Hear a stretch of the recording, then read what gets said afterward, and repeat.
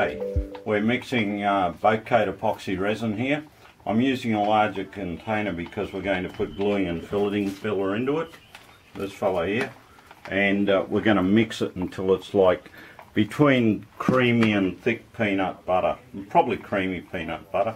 So I've put 100 ml of resin in, and we're about to throw it in the microwave for a few seconds. Probably 10 seconds is enough. Mixing gluing and filleting filler in with our Bote Cote resin. See that's what I'd call tomato sauce, or a little bit thicker. If you look, when you first put it in, it's quite thick and you think, oh, I've used too much filler. Well, once you get it mixed in, it mixes in really easy and you'll go, oh gee, I need to put more in. So I use old tablespoons. I find they work really well. When we're doing large quantities like this, I'll throw a couple of tablespoons in at a time. If you're mixing into smaller containers like this one, you'll only use maybe 1 tablespoon at a time. Otherwise you get too much powder and it won't mix in.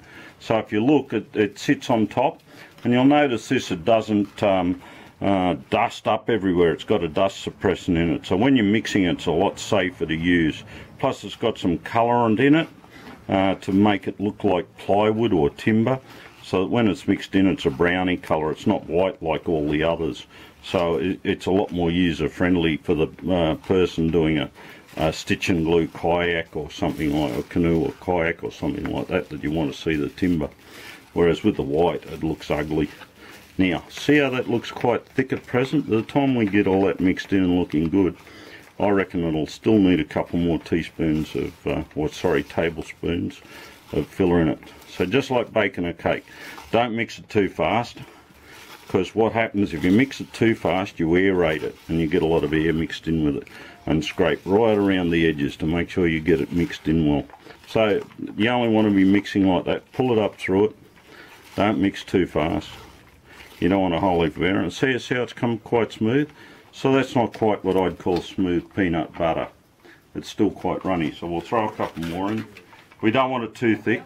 We're not going to get it as thick as what we would if we were filleting, because we want it to press down.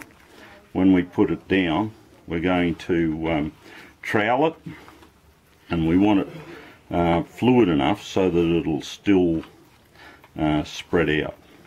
So see that at present, it looks like, oh, we've put too much filler in, what have I done? Wait until we get it mixed in, you'll see. And this is going to be a good batch of goop.